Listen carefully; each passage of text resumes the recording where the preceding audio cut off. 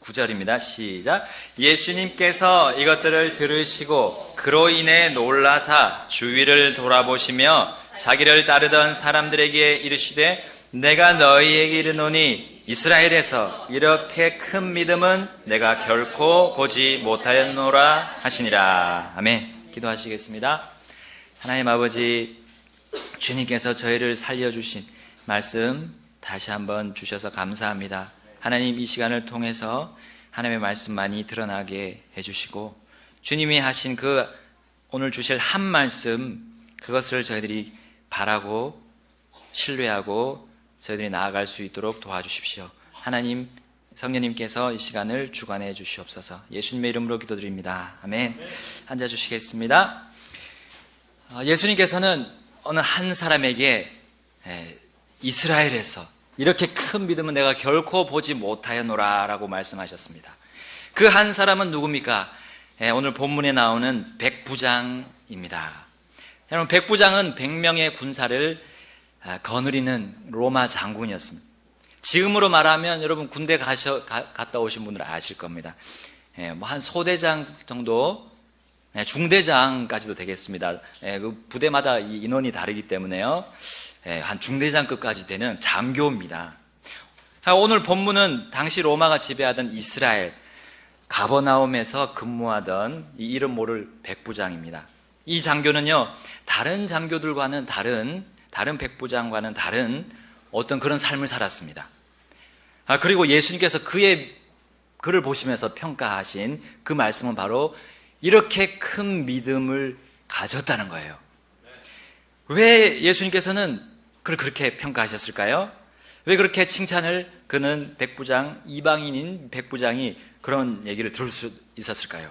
여러분, 믿음, 그 큰 믿음이라고 했는데요, 믿음은 사실 삶으로 드러납니다. 그 바로 백부장이 어떤 삶을 살았는지를 우리 보면 알 수가 있겠습니다. 자, 백부장은 어떤 삶을 살았습니까? 오늘 2절 말씀 보게 되면요, 자기 종을 사랑했습니다. 그리고 자기 종이 병으로 죽는 것을 원하지 않았어요.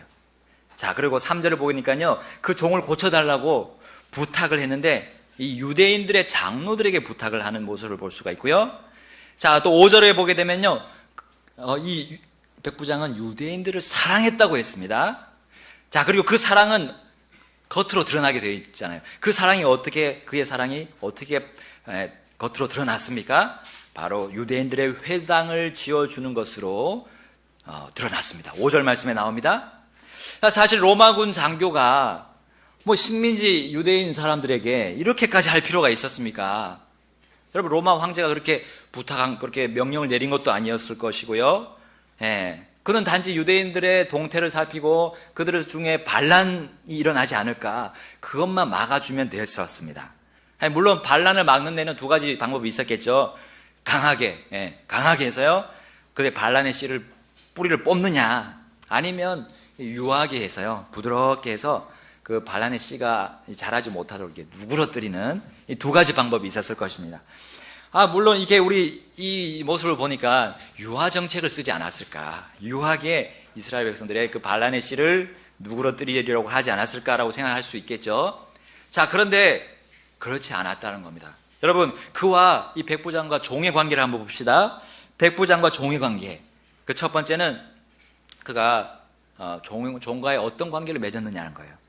그런 이 종은 죽을 병에 걸렸습니다. 마태복음 8장 6절에도 같은 말씀이 나오는데요, 거기 보면 그의 병은, 그 죽을 병은 마비병이었어요.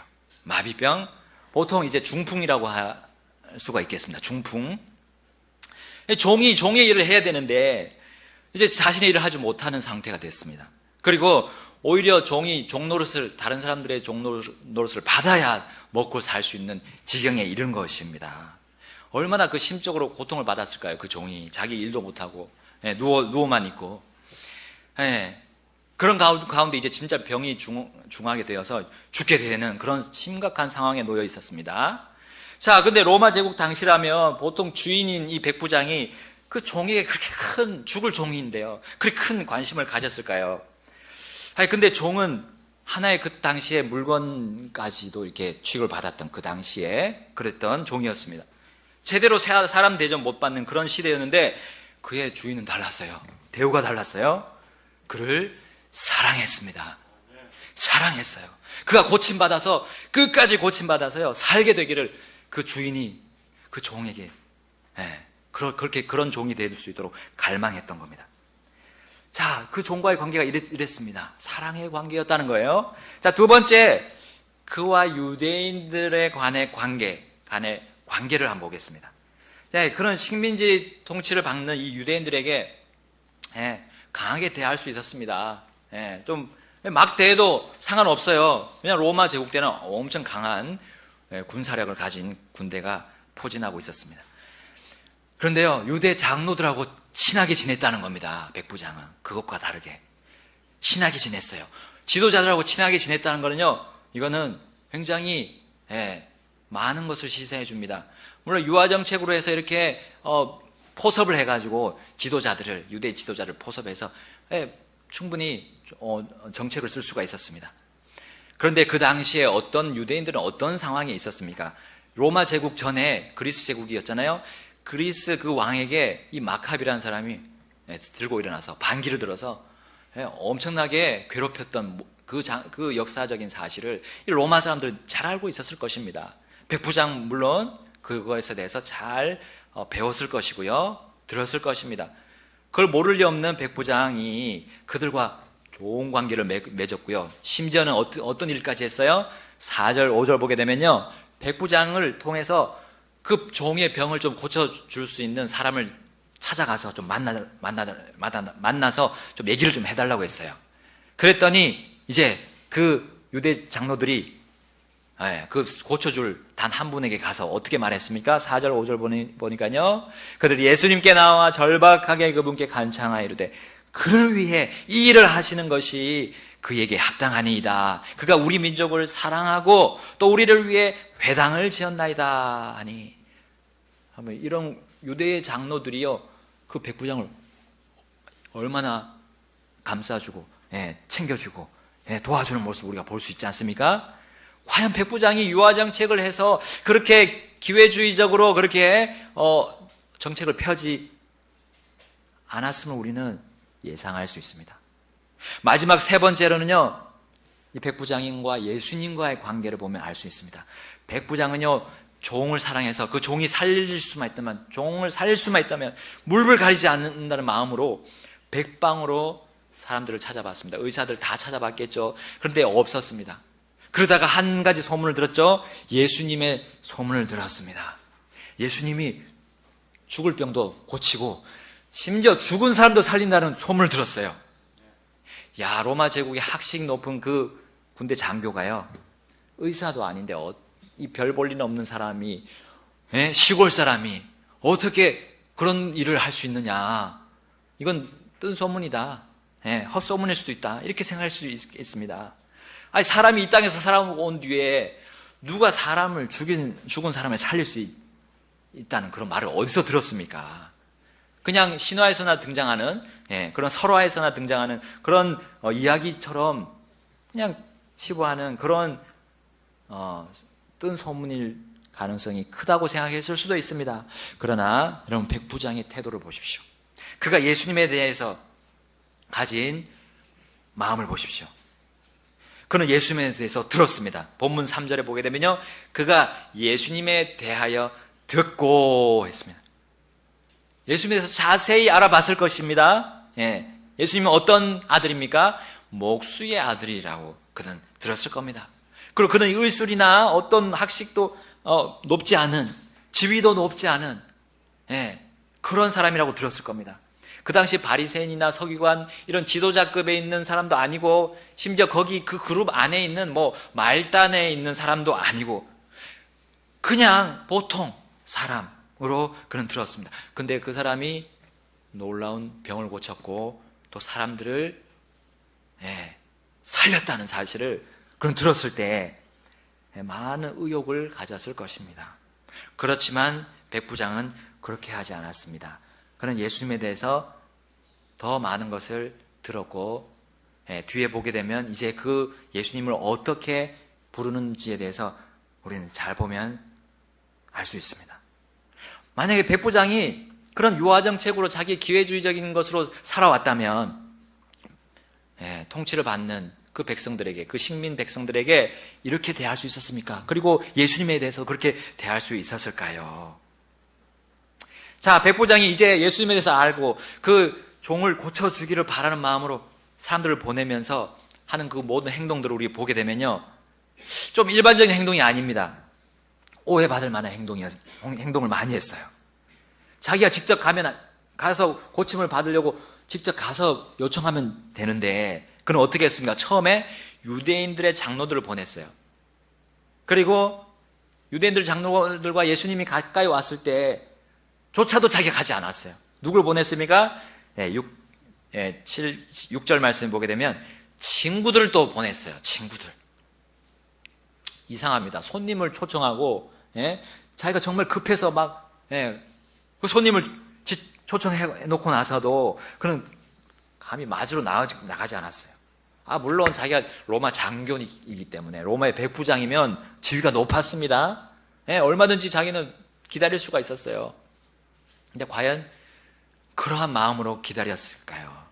그러한 마음으로 사람들을 그렇게 보냈을까요? 자, 우리 6절 하반절을 보겠습니다. 백부장이 그 친구들에게 전하라고 한 메시지가 나와요. 6장 하반절 주여, 거기부터 보겠습니다. 우리 다 같이 6절 하반절 주여부터 7절까지 읽겠습니다. 시작. 주여, 친히 수고하지 마옵소서. 주께서 내 지붕 아래로 들어오심을 내가 감당할 자격이 없나이다. 그러므로 내 자신이 주께 나아갈 자격도 없는 줄로 생각하여 싸운즉 오직 한 말씀만 하옵소서. 그러면 내 종이 낫겠나이다. 아멘. 그 당시 백부장은 로마 제국의 그런 화려한 전성기 때의 어엿한 남부러울 것 없는 전차 부대의 장교였음을 우리는 주목해야 됩니다. 그들의 자부심과 자긍심은 엄청난 위치에 있었습니다. 가장 높은 황제 밑에 위치에 있었습니다. 그 장교들이 얼마나 자부심이 강했습니까? 로마 주위의 수많은 강한 민족들 전부 다 무력으로, 그리고 유화정책으로 완전히 굴복시킨 로마의 부대의 장교였다는 겁니다. 얼마나 고집이 세고 끈끈한 그 유대인들을 강하게 했어야 하지 않았겠습니까? 유대 민족을 얼마나 버티는 민족이었습니까? 그걸 너무 잘 알던 로마 군대 장교였습니다. 그런 백부장이요, 유대인이었던 예수님 앞에서 뭐라고 했습니까? 주라고 했습니다. 여러분, 주, 진하게 표시가 되어 있죠? 주, 진하게 표시가 된 주는요, 자신을 종으로 생각하는 겁니다. 자신을 종으로 생각하는 겁니다. 여러분, 주라는 의미는 무엇입니까? 성경의 주, 이거는요, 이 세상 모든 만물의 주관자를 말씀합니다. 나뿐만 아니라요, 모든 이 세상 땅과 하늘의 주관자를 주라고 불렀다는 거예요. 또 한 가지는요, 소유권입니다. 소유. 나의 모든 것을 소유하시는 분이, 그리고 이 모든 세상의 모든 것을 소유하시는 분이, 특히 예수님을 믿고 나온 그 예수님의 사람들을 값을 주고 사셔서 소유한 그 의미가 바로 주라는 거예요. 내가 내 것이 아니라 나는 예수님 것입니다라는 그 의미라는 거예요. 마지막으로 권위입니다. 권위. 나는 종이고 예수님은 나의 주인인, 내가 복종해야 될, 무조건 복종해야 될 권위라는 의미가 바로 주라는 겁니다. 여러분, 백부장이 예수님 앞에서 주라고 했다는 거예요. 자기가 다스리는 그 유대인, 그냥 일개 백성, 보통 사람을 주라고 불렀다는 겁니다.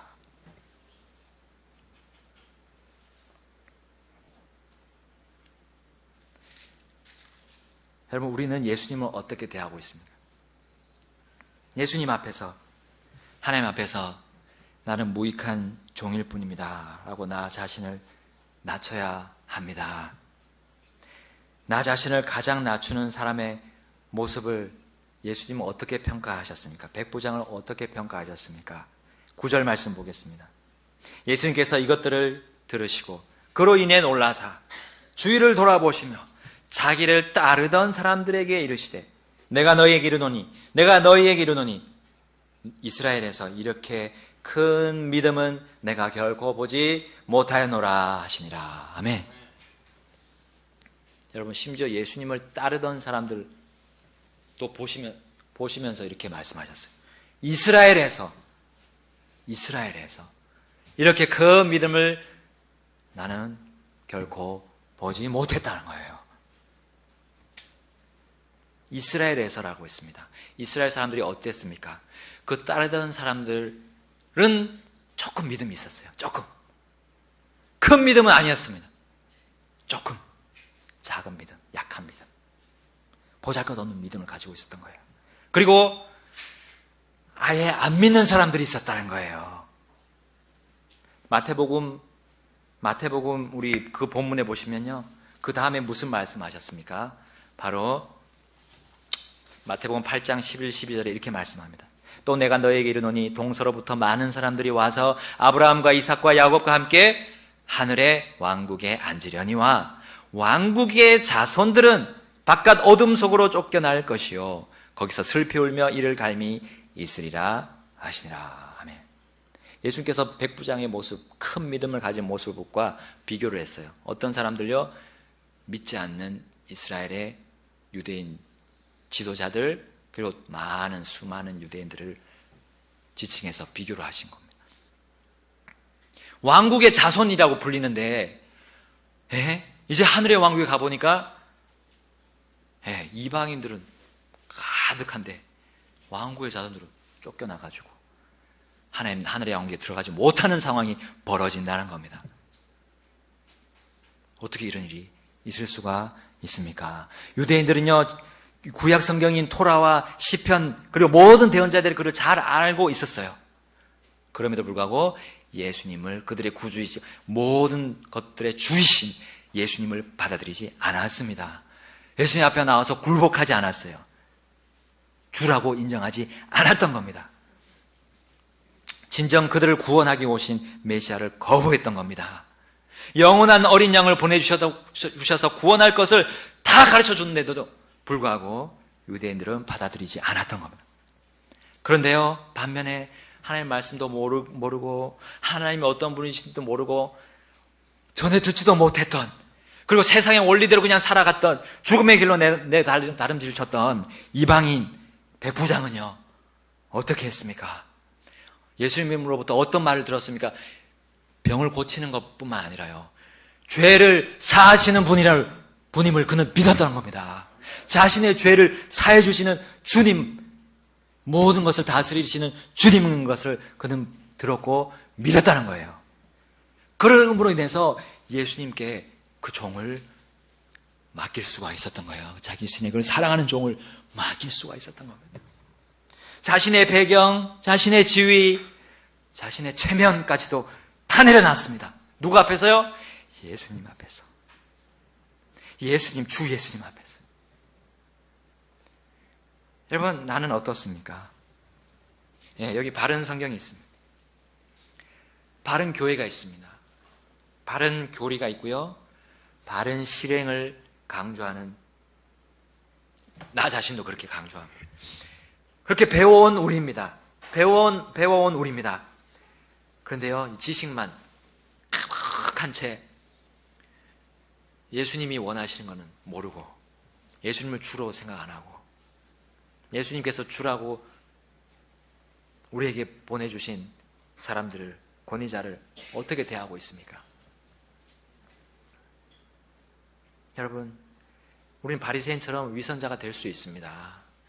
우린 다 알고 있다. 나는 다 알고 있어. 나는 성경 다 읽었어. 나는 다 교리적으로 다 배웠어. 조직 신학 배웠고 다 배웠어. 여러분, 그렇게 다 안다고 예수님을 다 아는 건 아닙니다. 예수님과 정말 관계가 있습니까? 예수님은 나에게 어떤 분이십니까? 정말 실제 생활에서 예수님이 나와 무슨 관계가 있습니까? 실제 생활에서요, 나에게 문제가 왔을 때, 나의 고난과 고통에 그런 큰 시련이 왔을 때 나는 예수님께 정말 나가서 예수님, 주님 하고 물어봅니까? 여쭤봅니까?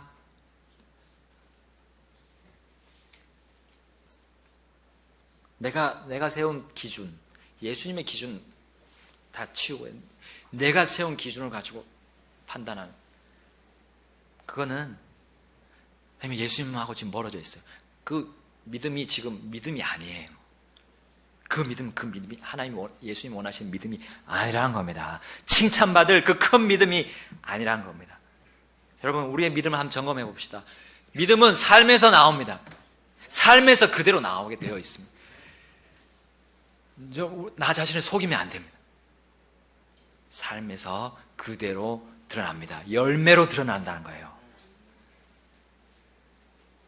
여러분, 우리가 큰 믿음을 가지기를 하나님이 원하시기 때문에 오늘 이 말씀을 주셨습니다. 큰 믿음을 백부장이 주라고, 예수님이 정말 주라고 섬기는, 자기는 완전히 낮추는 그 모습이 우리는 어떻게 가질 수 있습니까? 그 큰 믿음을 어떻게 가질 수 있습니까? 여러분, 믿음이 어디서 출발합니까? 나의 잘생긴 외모에서 나옵니까? 나의 그윽한 나의 눈빛에서 나옵니까? 아기 피부 같은 그런 피부, 하얀 피부에서 나옵니까? 부드러운 피부에서 나옵니까? 혹은 세상에서 얻는 명성에서 나옵니까?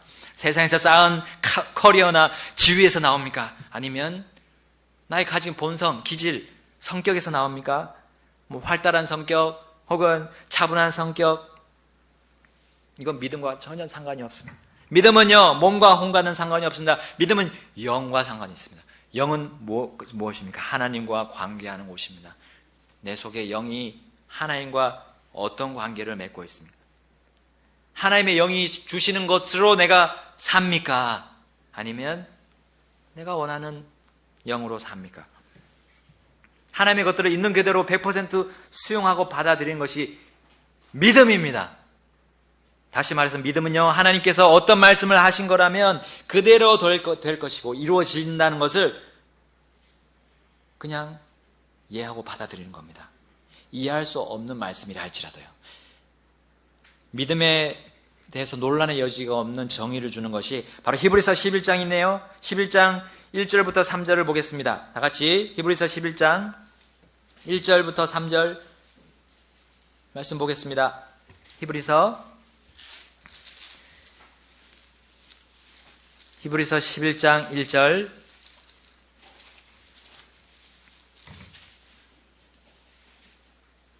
다 같이 읽겠습니다. 1절부터 3절 그리고 6절을 읽겠습니다. 시작.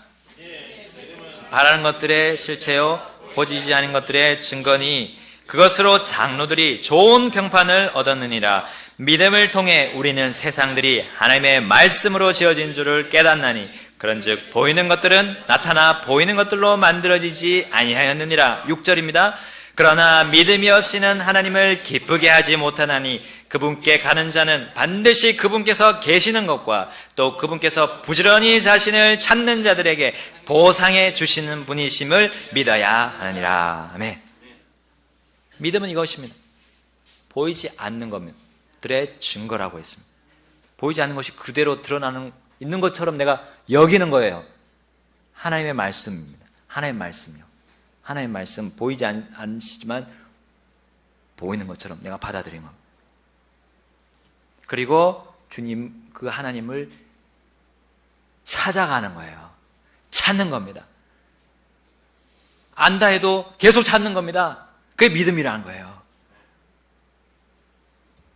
오늘의 주인공 이 백부장이 어떻게 위대하고 훌륭하며 칭찬받는 좋은 평판을 받는 큰 믿음을 가질 수 있었는지 우리 본문으로 다시 갑니다. 1번 첫 번째로요.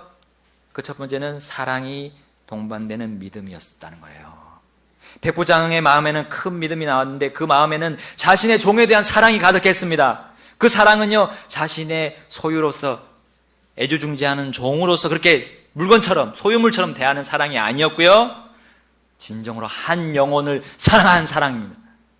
한 영혼에 대한 사랑이었다는 거예요. 그 사랑에서 바로 우리는 큰 믿음을 볼 수가 있습니다. 여러분, 믿음과 소망과 사랑 중에 그 중에 큰 것이, 제일 큰 것이 뭐라고 있습니까? 사랑입니다. 그렇다고 사랑 혼자서 노는 것이 아니에요. 사랑 혼자 따로 떨어져서 막 활동하는 게 아닙니다. 믿음이 같이 동반되어야 됩니다. 사랑 속에 소망이 같이 있어야 되는 거예요. 하나님이 삼위일체잖아요. 아버지와 아들과 성령 하나님인 것처럼요, 믿음과 사랑, 소망도 하나로 뭉쳐져 있어요. 결코 떨어질 수가 없다는 거예요. 바로 한 영혼에 대한 사랑이요, 우리의 믿음, 우리의 생활을 칭찬받게 만듭니다. 하나님으로부터 칭찬받게 만든다는 거예요. 여러분, 모든 것을 다 아시는 하나님이신 예수님은요, 백부장에 대해서 이미 잘 알고 계셨습니다. 그가 유아정책을 쓰지 않았어요. 유대인들을 정말 사랑했다는 거예요. 백부장이 유대인들을 사랑한 나머지 회당까지도 지어줬다는 걸 우리는 볼 수가 있습니다. 회당은 무엇입니까? 로마인들이 섬기지 않은 하나님 말씀이 전해지는 곳이에요. 하나님을 믿는 사람들이 모이는 곳이 회당입니다. 근데 다신교를 믿었던 그들이 그걸 지어줬다? 그거는요, 굉장히 위험한 행동이었어요. 근데 백부장은 결단을 내렸습니다. 그는 주 예수님을 믿기로 했기 때문입니다. 하나님의 말씀이 전파되기를 바랬던 거예요. 그리고 한 영혼이 살 수 있기를 바랬던 겁니다. 그 죽을 병, 마비병뿐만 아니라요, 바로 죄에서 구원받는 일입니다. 죄의 병을 고치는 일이에요.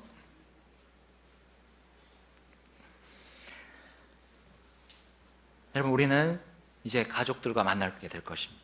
이제 추석이 시작됩니다. 여러분, 믿지 않는 가족들, 우리 정말 사랑해야 됩니다. 이번 얼마 기회가 없을 수도 있습니다. 이제 마지막 추석이 될 수도 있습니다. 우리는 모릅니다. 여러분, 가족들 이번에 만나서 무슨 말을 할 것입니까? 그냥 또 세상 사는 얘기 하실 겁니까? 안 됩니다. 복음 전해야 됩니다. 정말 기회가 없을 수 있습니다. 백부장의 믿음이, 큰 믿음이 바로 이 믿음이었습니다. 한 영혼을 사랑한 겁니다. 두 번째는 소망이 동반되는 믿음입니다. 소망. 어떤 소망을 백부장이 가졌습니까? 자신의 사랑하는 종이 병에서 낫기를 바랬습니다. 너무나 간절히 바랬습니다. 모든 것을 제쳐두고요, 모든 사람을 동원해서 예수님께 가도록 했던 겁니다.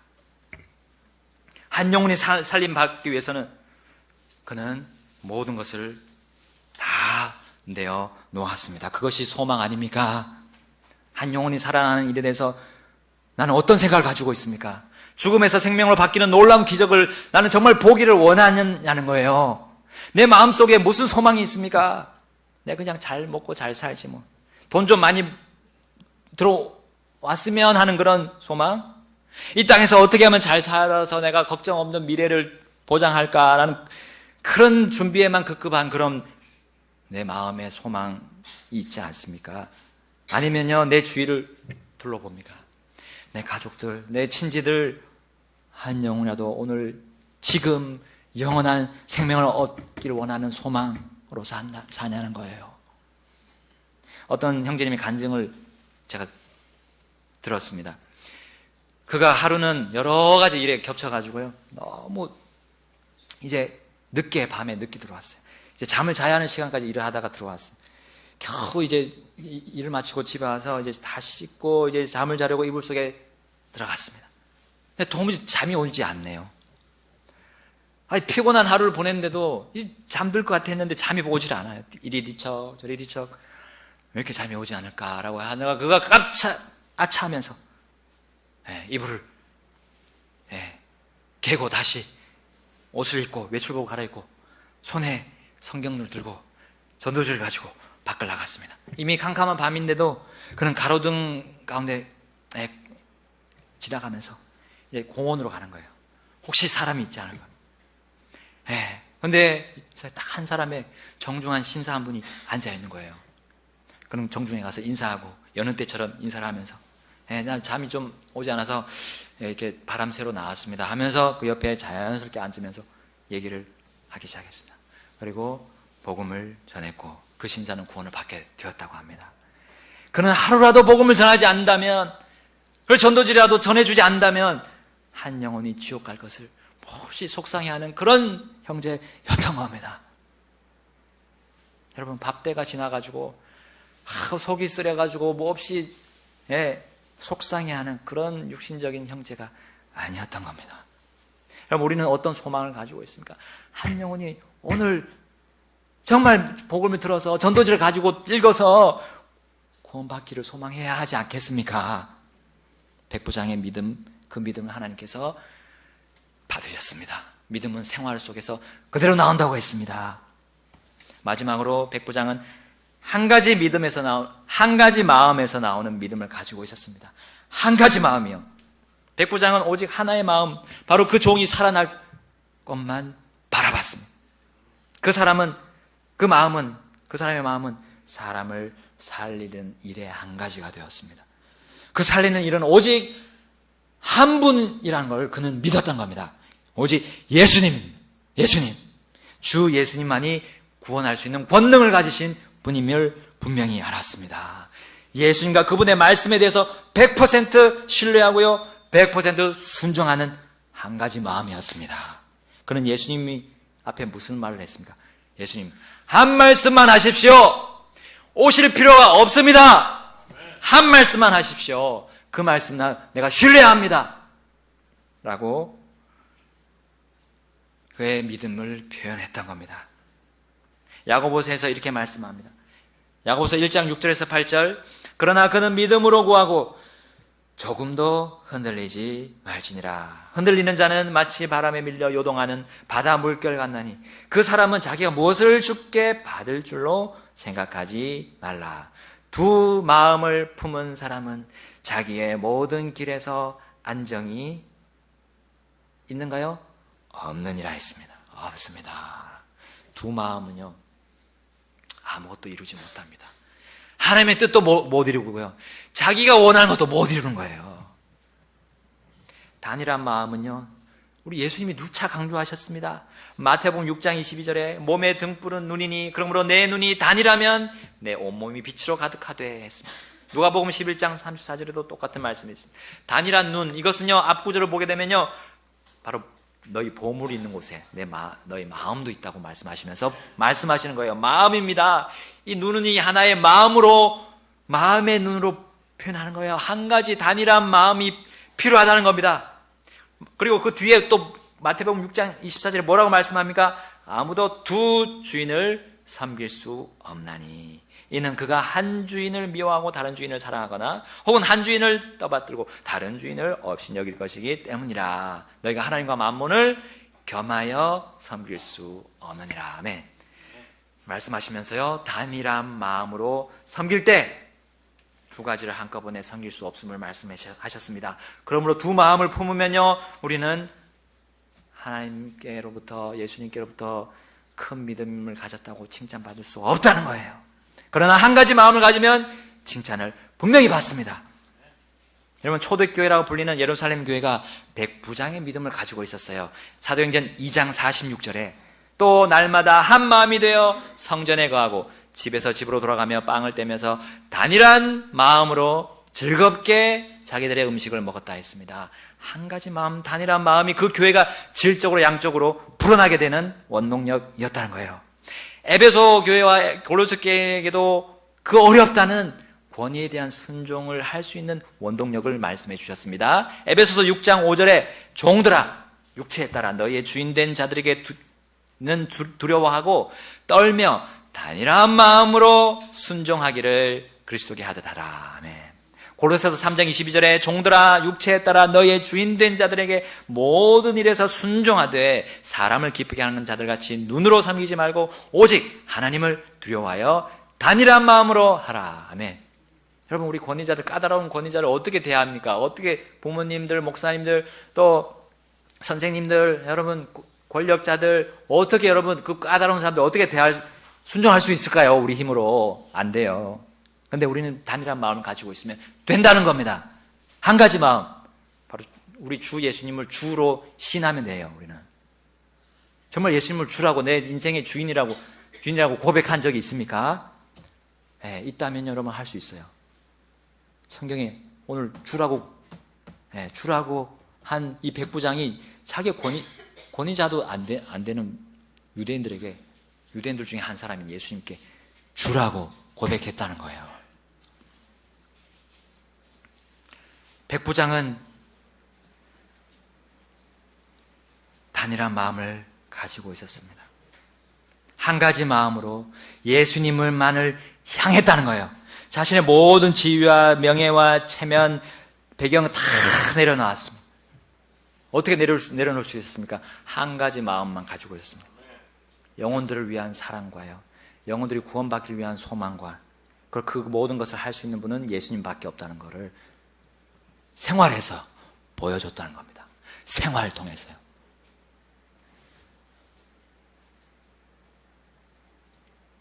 여러분, 이것들이 내가 두 마음을 가지게 하는 것들이 얼마나 나에게 방해가 됩니까?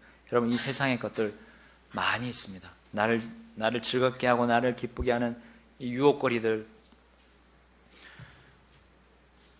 그리고 하나님이 인정하지 않은, 하나님이 주시지 않으시는 것을 바라는 것들, 명예, 지위, 여러분 그거 다 내려놔야 됩니다. 우리 교회는 형제교회가 아닙니다. 형제교회는 지도자가 없어요. 다 형제들이 다 지도자예요. 근데 성경에 어디 그런 말이 있어요?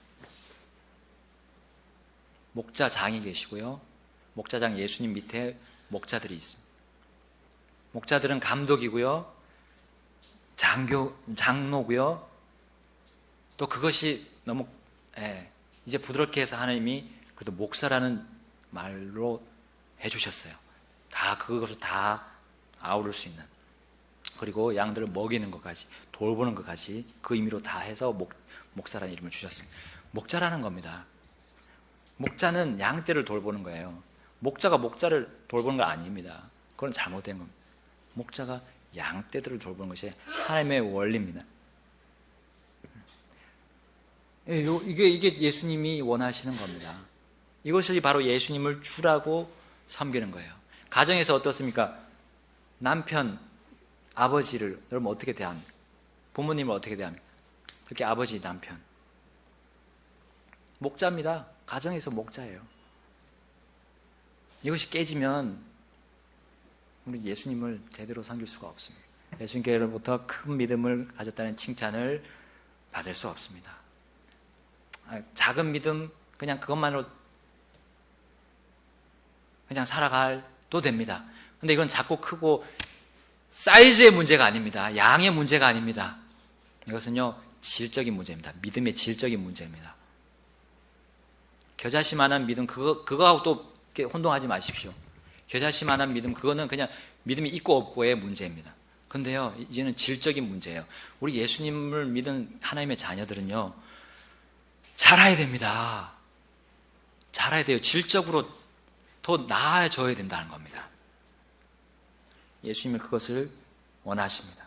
백부장이 바로 그와 같은 믿음으로 하나님께로부터 칭찬을 받았고요. 그의 보상은 이제 가보면 우리가 알게 될 겁니다. 주님 앞에, 심판석 앞에 갔을 때 그 백부장이 받을 보상, 가보면 알게 될 겁니다. 여러분, 우리의 믿음이 자라는 것, 믿음이 위대하고 하나님 보시기에 탁월하고 훌륭하다는 그런 칭찬을 받지 못하게 하는 방해 요소들, 방금 전에 제가 드린 그것들, 권위에 대한 대우들, 그것을 해치는 방해 요소들을 다 내려놔야 됩니다. 백부장처럼 다 바닥에다 내려놔요. 겸손하게 내려놓고 이제는 하나님의 말씀을 들어야 됩니다. 믿음은 들음에서 난다고 했습니다. 들음은 하나님의 말씀입니다. 사람의 말은 그냥 버리십시오. 권위자가 사람의 말 할 때 그거는 내려놓으십시오. 하나님의 말씀만 들으면 됩니다. 그건 나의 선택입니다.